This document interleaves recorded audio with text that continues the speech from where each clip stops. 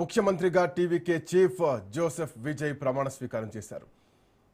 ప్రతి ఇంటికి అంటే 200 యూనిట్ల వరకు ఉచిత విద్యుత్ను అందించేటువంటి ఫైల్ పైన మొట్టమొదటి సంతకం చేశారు Vijay. Anti drug task force, మహిళల రక్షణకు ప్రత్యేక దళం ఏర్పాటు చేస్తామన్నారు. దానిపైన కూడా సంతకాలు పెట్టారు. అటు మిత్రులైన శత్రువులైన అందరికీ తమ ప్రభుత్వంలో ఒక్కటే చట్టం వర్తిస్తుంది, ఎట్టి పరిస్థితుల్లో బంధుప్రీతికి తావు లేదంటూ కూడా తేల్చెప్పారు విజయ్. టీవీకేలో ఒకే ఒక అధికార కేంద్రం ఉంటుంది, పవర్ సెంటర్ ఈజ్ విజయ్ అని ఘంటాపదంగా చెప్పారు. మరోవైపు మే 13వ తేదీ డెడ్లైన్, మెజార్టీని అసెంబ్లీలో నిరూపించుకోవాల్సినటువంటి అవసరం ఉంటుందంటూ విజయ్కి గవర్నర్ అర్లేకర్ గడువు విధించారు. దీంతో అందరి చూపు విజయ్ బల నిరూపణపైనే పడింది. ప్రభుత్వ ఏర్పాటుకై 6 రోజులు టీవీకే నిరీక్షించింది. ఎటకేలకు కాంగ్రెస్, సిపిఐ, సిపిఎం, వీసీకే, ఐయుఎంఎల్ మద్దతు ఇవ్వడంతో విజయ్ సర్కారుకు రూట్ క్లియర్ అయింది. 59 ఏళ్లుగా డిఎంకే, అన్నా డిఎంకే ఆధిపత్యంలో ఉన్న తమిళనాడు రాజకీయాల్లో విజయ్ ఒక సంచలన సునామీ సృష్టించారు. తొలి సంకీర్ణ సర్కారుగా టీవీకే రికార్డులకెక్కింది. మే 4న తమిళనాడు అసెంబ్లీ ఎన్నికల ఫలితాలు రిలీజ్ అయితే 108 సీట్లతో టీవీకే లార్జెస్ట్ పార్టీగా అవతరించింది తమిళనాడులో.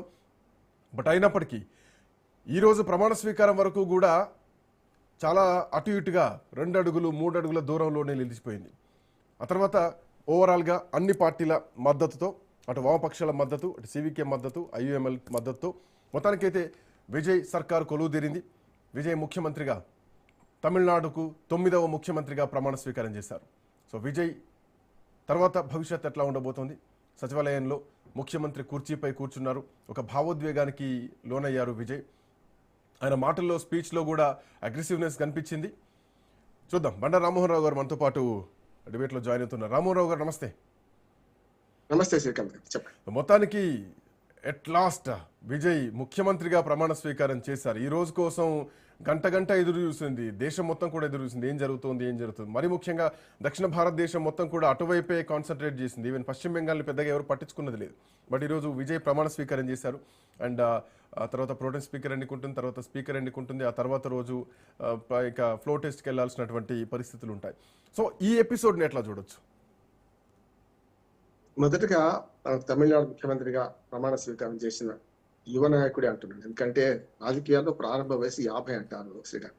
కనుక 53, 54, 55 లోపే కనుక యువకుడిని అభినందిద్దాం. మనం ఒక ట్రెండ్ సెటర్ గా మారింది తమిళనాడులో. ఎందుకంటే మూస రాజకీయాల నుంచి మొదలు కాంగ్రెస్ పార్టీ, అక్కడి నుంచి ఎప్పుడైతే కరుణానిధి తిరగబట్టాడో ద్రవిడ రాజకీయాల వైపు, అక్కడ అదొక విప్లవం.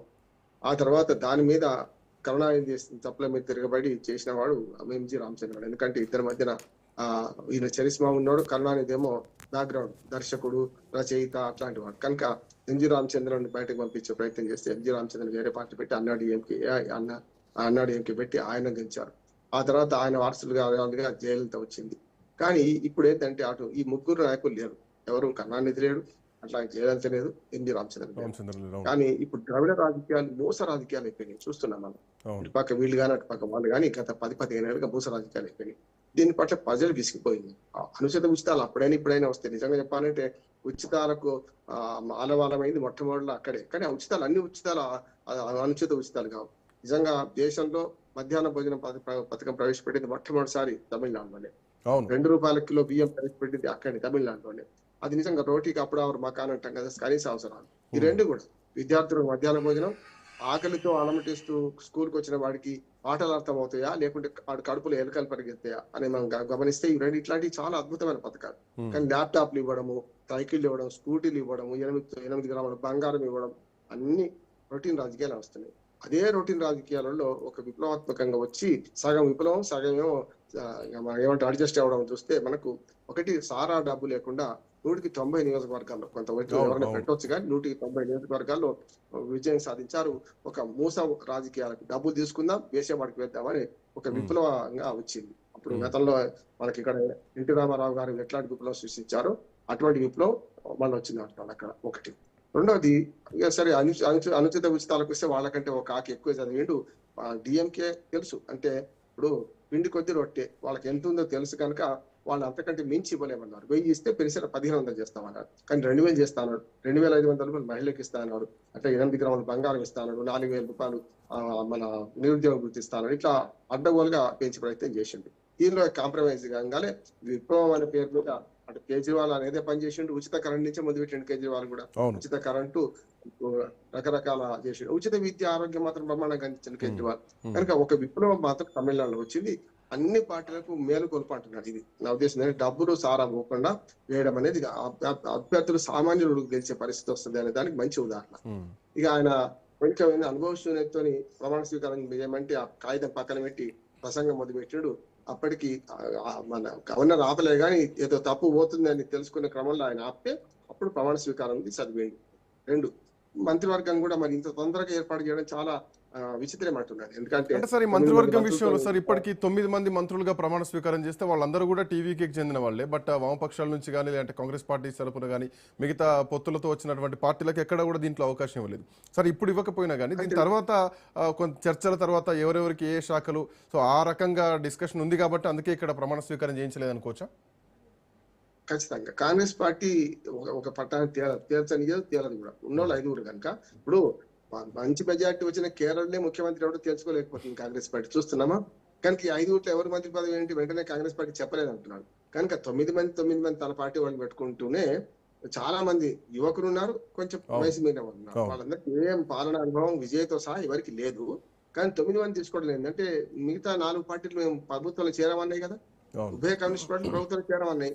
ఈసీకి అనేక షరతులు పెట్టి వచ్చినా మేము స్వచ్ఛందంగా ఇస్తున్నాం, ఎలాంటి ప్రభుత్వాలు చేరకుండా ఉంటామని చెప్పి వీసీకే కానీ ఇంకొక యూసీఐ కూడా ఎమ్మెల్యే కూడా వాళ్ళు కూడా ప్రకటించారు కదా. కనుక ఈ 4 నుండి 8 మంది మాత్రం ప్రభుత్వాలు చేరారు.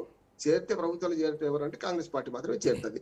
ఒకవేళ రేపు మాకు కూడా ఇవ్వాలంటే అది వేరు. కానీ కాంగ్రెస్ పార్టీ ముఖ్యమంత్రుల విషయమే కేరళలో తెలుసుకోలేకపోయిన పరిస్థితుల్లో ఇక్కడ 5 ఎవరికి మంత్రి పదవులు ఇవ్వాలి ఏ సంగతి తెలుసుకోలేకపోయిందో ఏమో కనుక ఇవ్వలేదు అనుకుంటున్నాను నేనైతే. ఏదైనా సరే మొదటి సంతకం అదే ఉచిత విద్యుత్ 200 యూనిట్లు పైకి పెట్టారు. అది విద్యుత్ రంగ సంస్కరణలో నేనైతే వ్యతిరేకిస్తాను. కరెక్ట్ గా విద్యుత్ రంగాన్ని నాశనం చేయడం తప్ప ఇంకోటి ఏం కాదు. అది అక్కడిచ్చిన తప్పే. సరే ఇస్తా అన్నాడు. ఎందుకంటే ఉచిత విద్యుత్ గతంలో రాజశేఖర రెడ్డి గారు ముఖ్యమంత్రి కాగానే పెట్టే సంతోషపడ్డారు అందరూ కూడా. మంచిది. అది రైతులకు మాత్రమే, రైతులకు మాత్రమే. సో ఓవరాల్ గా అంటే ఇది కూడా ఇబ్బంది అయ్యేది కాబట్టి 200 యూనిట్ల వరకు పేదల విషయంలో కొంత కన్సిడర్ చేశారు. 200 యూనిట్లు అందరికి కదా. మళ్ళీ రేషన్ కార్డు ఉన్న వాళ్ళకి ఇప్పుడు షరతులు వర్తిస్తాయి. చూడండి ఇప్పుడు అన్నింటిలో షరతులు వర్తిస్తాయి. 8 గ్రాముల బంగారం ఇవ్వలేదు. అందుకని చూడండి ఆయన స్పీచ్ లో అదే నా సాధ్యమైందే చేస్తా అబద్ధాలు చెప్పా అన్న మాట బహుశా మేనిఫెస్టోను దృష్టిలో పెట్టుకొని అన్నారేమో అనిపించింది. రెండోది కూడా చెప్పిండు. మొట్టమొదటి ఇంకోటి చెప్పిండు శ్రీకాంత్ ఏంటంటే 10 లక్షల కోట్ల అప్పు, 10 లక్షల మన వేల కోట్ల రూపాయలు అప్పున్నది, 10 లక్షల కోట్ల అప్పున్నది, సమస్య లేదు, ఆ అప్పు చేసిపోయిన గత ప్రభుత్వం విమర్శించుకుంటూ ఇది చేయాలంటే అవరోధం అని చెప్పిండు కదా. గతంలో ఇప్పుడు రేవంత్ రెడ్డి గారు లంకెపిందలు అనుకొని వచ్చినామని మొత్తం ఆయన లంకెపిందలు అనుకొని రాలేదు. ఈయన చెప్పిండు స్పష్టంగా 10 లక్షల కోట్ల అప్పును మా నెత్తి పడేసిపోయిండు, ఇప్పుడు మళ్ళా మాకు కష్టమే అయిద్దని చెప్పి